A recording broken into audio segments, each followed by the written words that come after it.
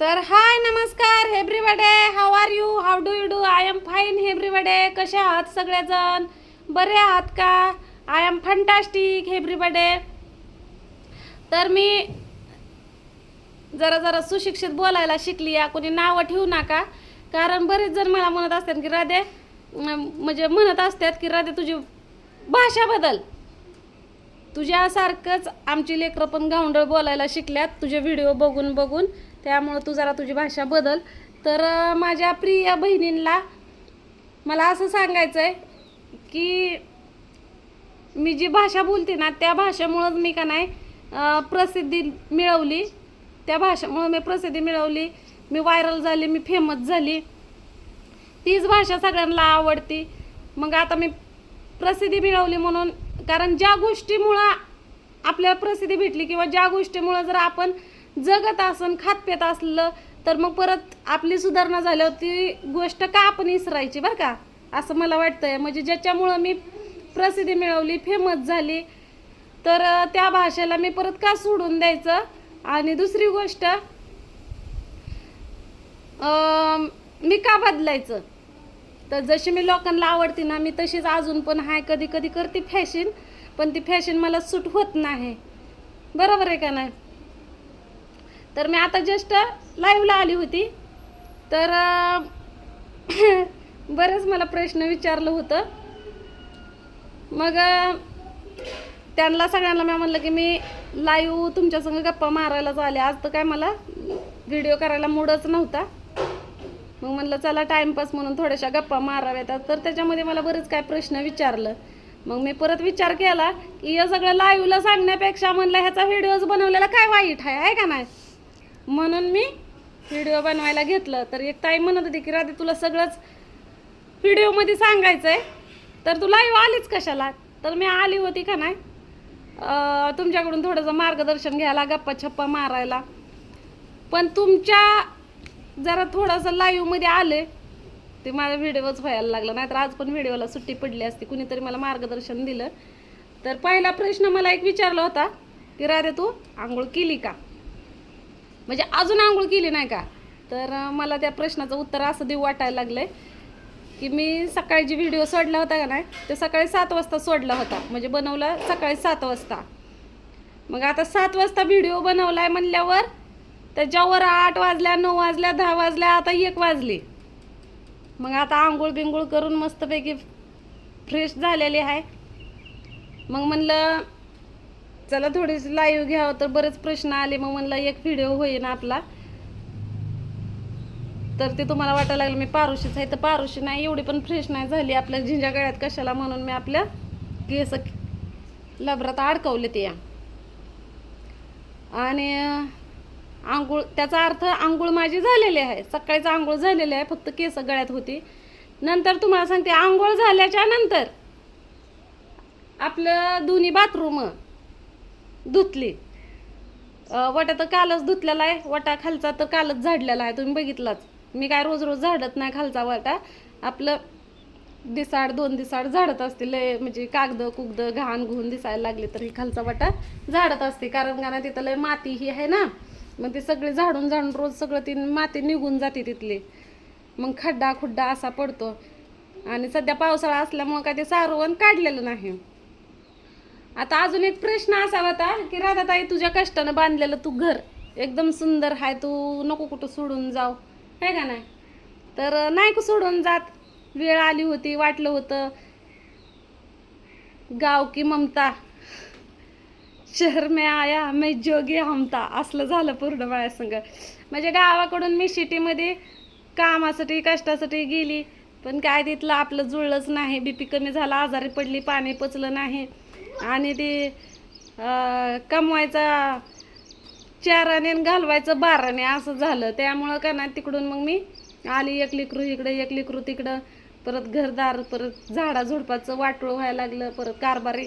म्हणजे अशा गोष्टी जर बघा, माणूस कोणचा पण पाऊल उचलतो चांगल्यासाठीच उचलतो, पण त्याच्यामध्ये त्याला कधी कधी यश येत नाही. मग त्याला यश येत नाही म्हणून त्याच्यावर हसायचं नाही किंवा त्याला हिनवायचं नाही, कारण ते खचून जातो.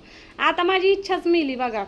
त्या अगोदर मी जायच्या अगोदरच मला म्हणजे बिराड तिथं बारामध्ये टेकवलं की लोकांना चालूच केलं. ही इथं टिकतच नसती, ही इथं राहतच नसती, हिला 4 गावं हिंडायची सवय आहे, हिला 12 गावं हिंडायची सवय आहे, आणि आमकी लय चांगले आहे, फलानी लय चांगले आहे, बिस्तानी लय चांगले आहे, त्यांची बराबरी माझ्या संग करायला लागले.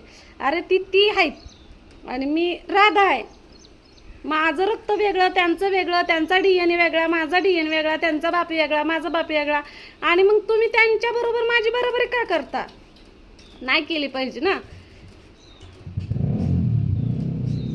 मी शून्यातून विश्व निर्माण केलं, ज्याच्या पाठीमागं सगळेजण असतात, आईबापा असतात, म्हणजे परत अजून बाकी नातेवाईक असतात. मला काय जास्त बोलायचं नाही, पण असतात ज्याच्या एखाद्याच्या पाठीमागं कुणाचा तर हात असतो.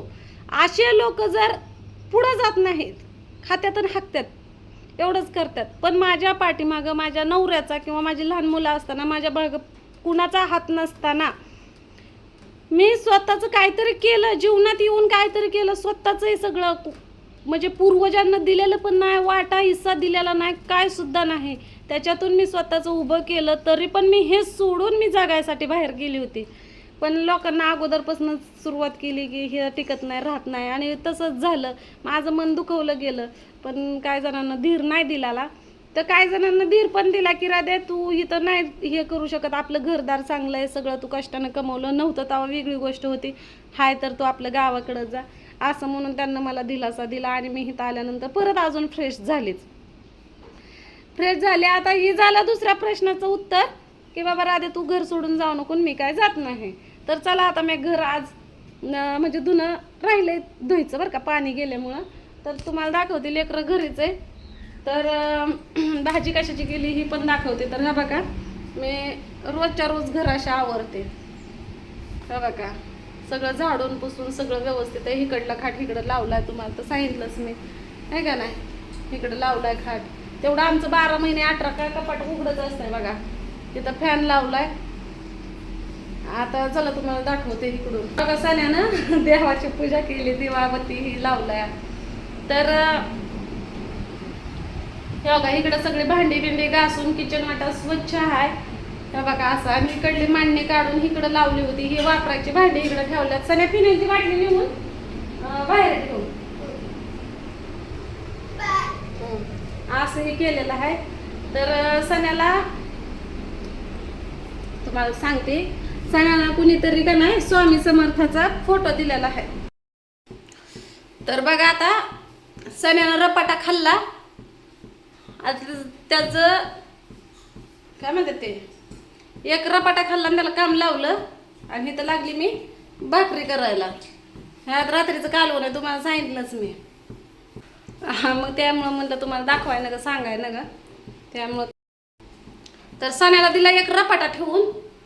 आणि आमच्या लाईव्हला मी मागाशी कसं केलं त्यानं, मम्मी जेवायचं चुरमुर आहे, फरसाण आहे, ही आहे ते आहे. मी पण आवडते ना, तर ऐकतोय कुठं. हा बघा, ही माझी भाकर बघा कसे फुगले, टमटमीत कसे फुगले. अहो राधे सुगरण आहे, सुगरण, पण तिला नावं ठेवते ती.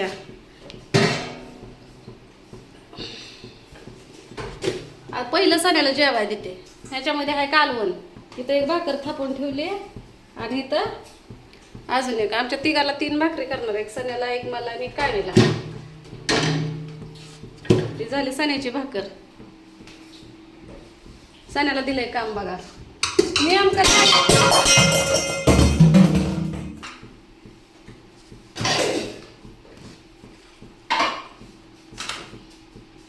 काय त्याला पहिले जेवाय दे जेवायला. लयच एवढा उशीर का बसला, नेमकं हिडिओ चालू करायला लागली की झालं चालू. आणि मम्मी लय भूक लागली, आणि मम्मी लय भूक लागली, आणि जेवाय कर, आणि जेवाय कर. अरे देवा, सकाळी म्हणलं मम्मी मला चहा प्यायचा आहे, त्याला चहा ठेवला. तर ती चहा भांडी घासताना मी ओतून दिला, पण ह्यो चहा प्यालाच नाही. तुला पण घे जेवायला. वांग्याचं कालवण आहे बघा, इथं दिसलं का, वांग्याच्या फोडीचं कालवण आहे.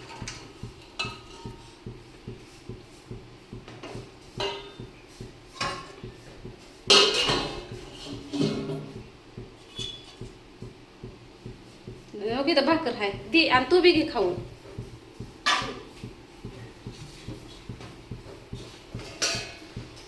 तर चला आता मी भाकर तिथं टाकू.